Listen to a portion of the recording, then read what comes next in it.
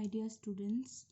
Today I will take the class on the subject of mental health nursing, and the topic is antipsychotic drug. You all know that various drugs are available in the mental health to treat the mentally ill or psychiatric patient. Among those drugs, most common drug is antipsychotic drug. Firstly, I discuss about the definition of antipsychotic drug. Antipsychotics are those new psychotropic drugs which are used for the treatment of psychotic symptoms. These are also known as neuroleptics as they produce neurological side effect. क्या बोला है यहाँ पे definition में? बोला है antipsychotic drug ऐसा type का ड्रग है जो साइकोटिक सिम्टम को ट्रीट करने में यूज़ होता है, और ऐसा ड्रग लेने से क्या होता है, हम लोगों का बॉडी में न्यूरोलॉजिकल जो सिस्टम है उसमें बहुत सारा साइड इफ़ेक्ट क्रिएट करता है। तो इसलिए एंटीसाइकोटिक ड्रग का और एक नाम है, उसको बोलते हैं neuroleptic group of drug. Okay, तो I think you all know what are the psychotic symptoms. Psychotic symptom includes various type of behavioral disorders, cognitive disorders, mood disorder उसके अंदर में आएगा, मैनिया, डिप्रेशन, मेमोरी इम्पेयरमेंट उसके अंदर में आएगा, delirium, dementia, और various type of hallucination, delusions, speech disorder, schizophrenia, बहुत सारा साइकोटिक सिम्टम्स इसके अंदर में आएगा। ये सब कुछ क्या है, साइकोटिक सिम्टम्स है। ये सब सिम्टम ट्रीट करने में mainly anti psychotic group of drug use होता है, मोस्ट कॉमन है, और इसका इफेक्टिवनेस भी बहुत अच्छा है। ठीक है, okay.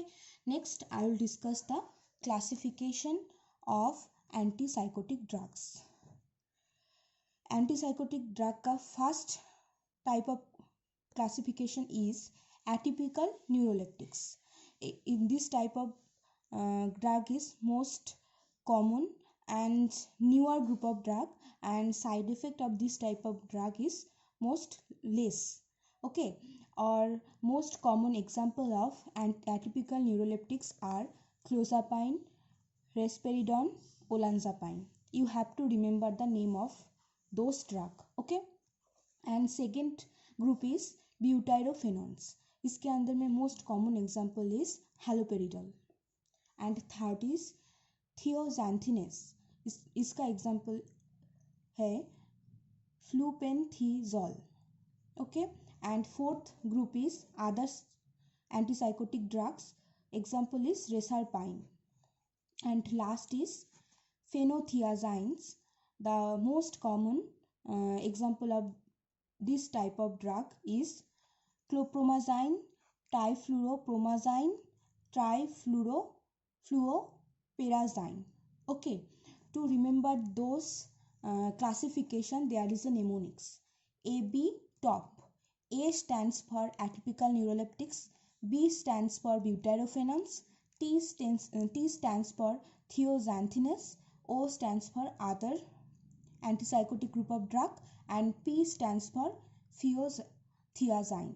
Okay, this mnemonics is help you to recall the classification of antipsychotic drugs. Okay, this is all about the classification of antipsychotic drugs. Next, I will discuss what are the indication of antipsychotic drugs. Means antipsychotic drugs कौन सा disease में use होता है, कौन सा condition में हम लोग एंटीसाइकोटिक ग्रुप ऑफ ड्रग्स देंगे। यहाँ पे बहुत सारा न्यू टर्म हम लोग देखेंगे, उसका थोड़ा सा डिस्क्रिप्शन हम ये वीडियो में हम करेंगे, बट ये सब डिजीज़ हम लोगों को डिटेल्स में नेक्स्ट क्लास में पढ़ना होगा, क्योंकि इस disease is very important. Okay, first type is organic psychiatric disorder. Organic psychiatric disorder में क्या होता है, ब्रेन का डैमेज होने की वजह से, स्ट्रक्चरल चेंज होने की वजह से जो डिसऑर्डर होता है उसको बोलते हैं ऑर्गेनिक साइकियाट्रिक डिसऑर्डर्स। उसके अंदर में है delirium. Delirium it is a confusional state in which there is a disturbances in attention, consciousness, memory also. तो डेलीरियम में क्या होता है, पेशेंट कॉन्फ्यूज हो जाता है, पेशेंट को कोई भी क्वेश्चन पूछोगे तो पेशेंट ठीक से उसका आंसर नहीं कर पाएगा, पेशेंट का फेशियल एक्सप्रेशन से हम लोगों को पता चलेगा पेशेंट इज कॉन्फ्यूज, और पेशेंट का अटेंशन डेफिसिट होगा, कॉन्शसनेस नहीं होगा, अनकॉन्शस होगा और सेमी कॉन्शस भी हो सकता है, और उसका मेमोरी इम्पेयरमेंट भी होगा, ठीक है। And second is dementia. Dementia is the degenerative neurological disease. There is disturbance of memory, cognition and attention. I think you all know what is dementia. Dementia में क्या होता है, ब्रेन में जो नर्व सेल है उसका डैमेज होने की वजह से क्या होता है, पेशेंट का मेमोरी इम्पेयरमेंट होता है, पेशेंट सब कुछ भूल जाता है, ओके और उसका कोई थिंकिंग एबिलिटी नहीं होता है, अच्छे से कोई भी ठीक से कुछ भी थिंक करने का एबिलिटी उसके पास नहीं होता है, ठीक है। And third is drug induced साइकोसिस and other organic mental disorders. Drug related बहुत सारा साइकोटिक सिम्टम अराइज हो सकता है, उसको ट्रीट करने में भी हम लोग एंटीसाइकोटिक ड्रग यूज़ करते हैं, ठीक है। नेक्स्ट इज फंक्शनल डिसऑर्डर्स, उसके अंदर में है schizophrenia. I think you all heard the name of schizophrenia. Schizophrenia is a disorder that affects a person's ability to think, feel and behave clearly. Schizophrenia ऐसा एक डिसऑर्डर होता है जहाँ पे क्या होता है, कोई भी पर्सन अच्छे से थिंक नहीं कर सकता है, कोई भी इमोशन को अच्छे से फील नहीं कर सकता है, और उसका बिहेवियर में बहुत सारा चेंजेस आता है, और पेशेंट का बहुत सारा खुद को हार्म करने का चांस होता है, सेल्फ हार्म कर सकता है और किसी को हार्म कर सकता है, और डिल्यूशन हो सकता है, हेलुसिनेशन हो सकता है, ये सिजोफ्रेनिया डिजीज में होता है. Nowadays, schizophrenia is more common psychiatric disorder. Okay. Second is schizoaffective disorders. Schizoaffective disorder is a mental health condition including schizophrenia and mood disorder symptoms. इसमें क्या होता है, schizophrenia का भी सिम्टम होता है, और mood disorder means mood disorder के अंदर में है mania, depression, bipolar affective disorder, ये सब डिजीज का भी सिम्टम पेशेंट के अंदर में एक साथ अराइज होता है, ओके।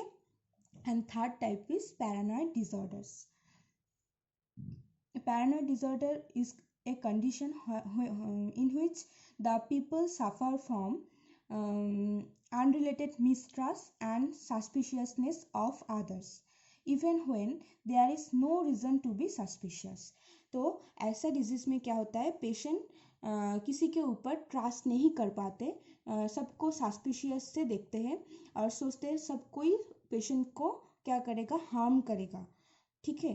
तो ऐसा डिजीज में भी हम लोग क्या कर सकते हैं, एंटी साइकोटिक ड्रग दे सकते हैं, okay. And third type is mood disorder. I think you all know what is mood disorder. Most common mood disorder is mania.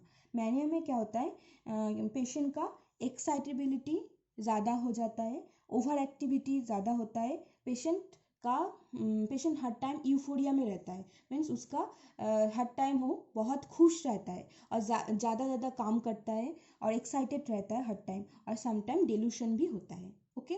और second type is major depression with psychotic symptoms. Major depression, I think you all know what is depression. ये one type of mood disorder है जिसमें patient हर time sad रहता है, किसी के साथ बात नहीं करता है, ऐसा कंडीशन में भी हम लोग एंटी साइकोटिक ड्रग दे सकते हैं. Fourth type is childhood disorder. इसके अंदर में है attention deficit hyper active disorder. ये मोस्ट कॉमन है इन चाइल्डहुड में ऐसा डिजीज होता है जिसमें क्या होता है, पेशेंट मीन्स बच्चा का कोई अटेंशन कोई भी काम में अटेंशन नहीं होता है, अटेंशन डेफिसिट होता है और हाइपर एक्टिविटी होता है, और ऐसा कंडीशन में बच्चा नॉर्मल पीपल के साथ और कोई बच्चा के साथ और फैमिली मेम्बर के साथ कोई भी अच्छे से रिलेशनशिप डेवलप नहीं कर पाता है, कोई स्कूल में कोई काम अच्छे से नहीं कर पाता है. ऐसा डिजीज़ को हम लोग बोलते हैं attention deficit hyper active disorder. It is most common in childhood, okay. Next type is autism.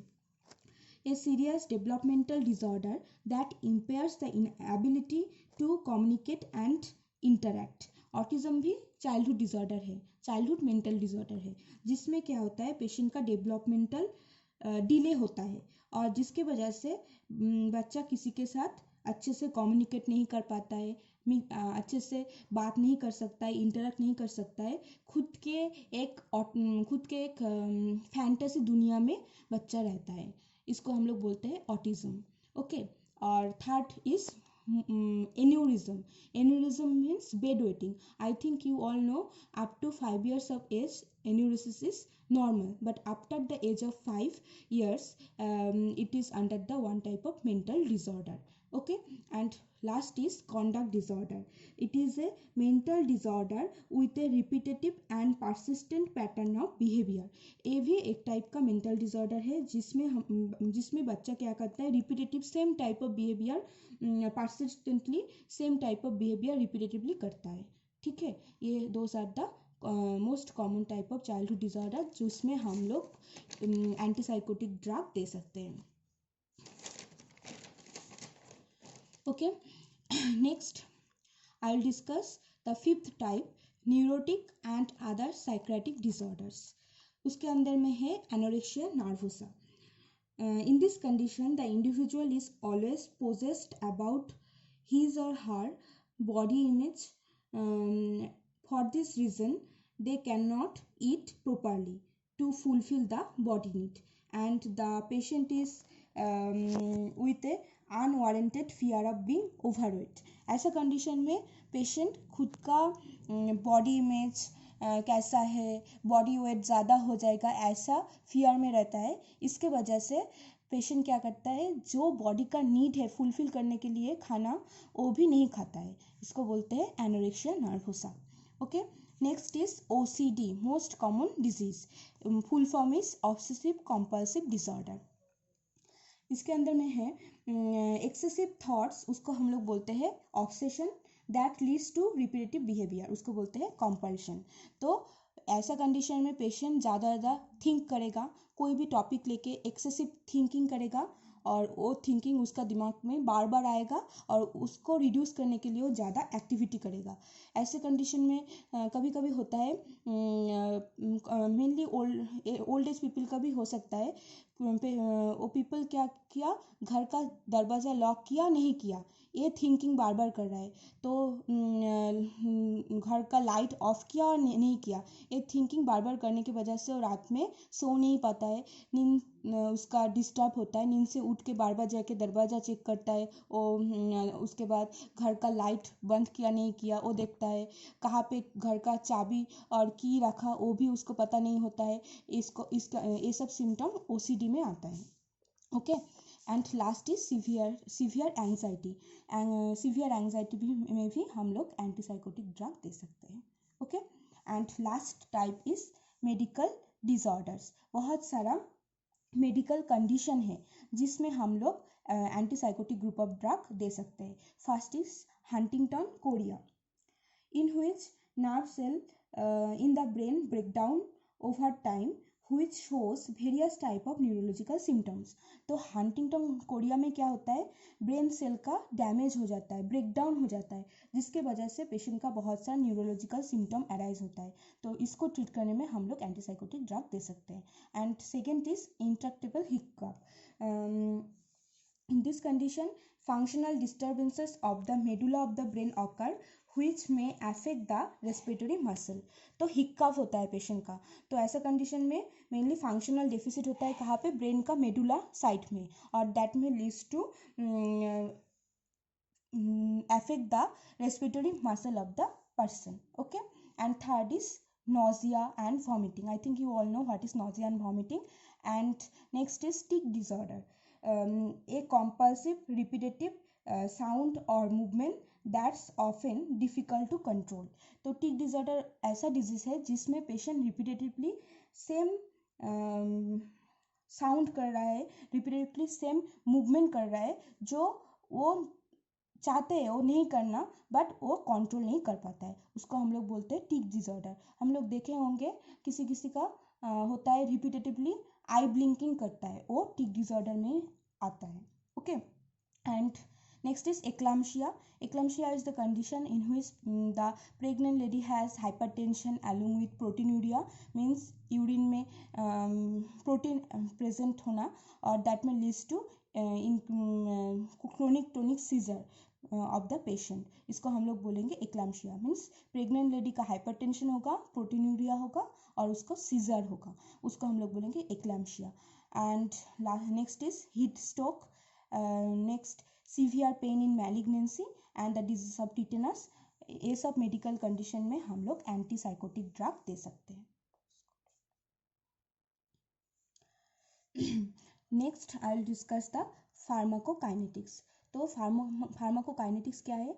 ये कोई भी ड्रग बॉडी में जाने के बाद वो ड्रग का जो मूवमेंट है उसको बोलते हैं फार्माकोकाइनेटिक्स। Kinetics means movement. तो ड्रग जाने के बाद वो ड्रग कहाँ पे जाके एब्जॉर्ब होगा, कहाँ पे जाके मेटाबोलाइज होगा और एक्सेस पार्ट कैसे बॉडी से एक्सक्रीट होगा, उसको हम लोग बोलेंगे फार्माकोकाइनेटिक्स। तो antipsychotic drugs when administered orally are absorb by GI tract. तो जीआई ट्रैक्ट के थ्रू जीआई ट्रैक्ट ये बॉडी में एब्जॉर्ब होता है। Next, they are highly bound to plasma as well as tissue protein. ये क्या करता है? एब्जॉर्ब होने के बाद एंटीसाइकोटिक ड्रग बॉडी में जो टिश्यू प्रोटीन है उसके साथ बाउंड होता है। Next, they are metabolise in the liver and excreted through the kidney. Liver में मेटाबोलाइज होता है और यूज होता है और एक्सेस पार्ट जो है वो थ्रू किडनी एक्सक्रीट करता है। ये है those are all about the pharmacokinetics of antipsychotic group of drug. Okay, next I will discuss about the mechanism of action of antipsychotic drugs. Means antipsychotic drug हम लोग का बॉडी में जाके कैसे फंक्शन करता है।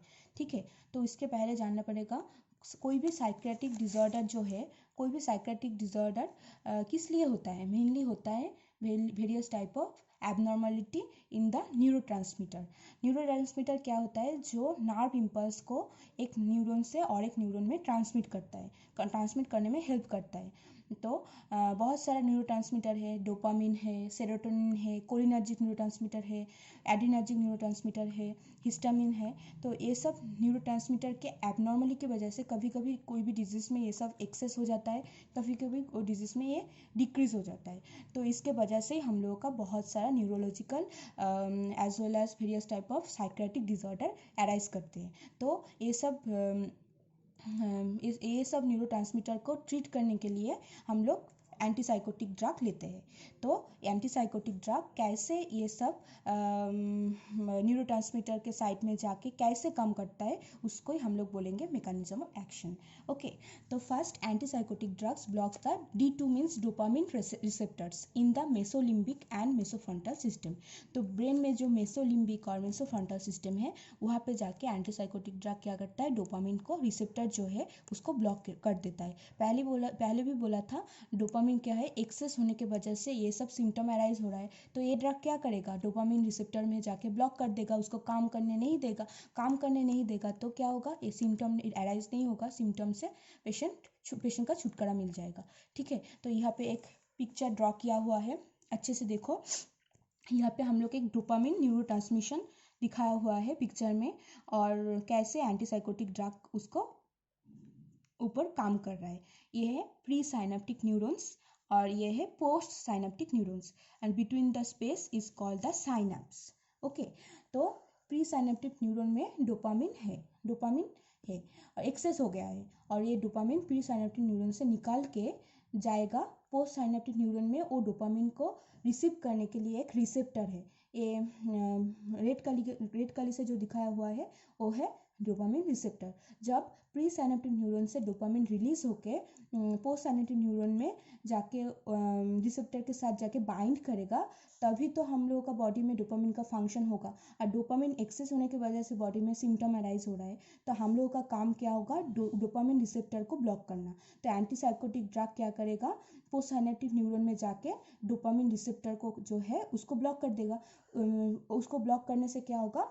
डोपामिन आके रिसेप्टर के साथ बाइंड नहीं हो पाएगा, तो बाइंड नहीं हो पाएगा तो उसका फंक्शन अच्छे से नहीं कर पाएगा और फंक्शन डोपामिन का फंक्शन नहीं कर पाएगा तो एक्सेस है यहाँ पे डोपामिन, तो डोपामिन का फंक्शन नहीं कर पाएगा तो साइकेट्रिक सिम्टम अराइज नहीं होगा। तो ऐसे करके एंटीसाइकोटिक ड्रग क्या करता है? हम लोगों का जो जहाँ पे भैया साइनेप्स में जाके काम करता है।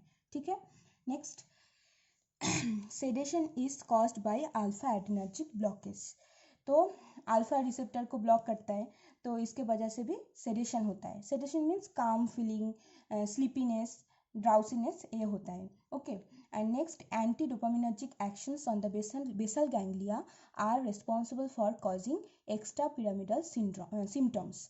तो पहले भी बोला था यहाँ पे डोपामिन को काम नहीं करने दे रहा है, तो डोपामिन रिसेप्टर को ब्लॉक कर रहा है, तो इसका फंक्शन क्या है, एंटी डोपामिनर्जिक एक्शन है. कहाँ पे, बेसल गैंग्लिया जो हम लोगों का ब्रेन में है. इसके वजह से बहुत सारा साइड इफेक्ट भी होता है, उसको क्या बोलते हैं, extra pyramidal symptoms. Okay, extra pyramidal symptom हम लोग बाद में देखेंगे, बाद में हम लोग डिस्कस करेंगे. Okay, last is atypical antipsychotics have anti-serotonergic, anti-adrenergic and antihistamine action.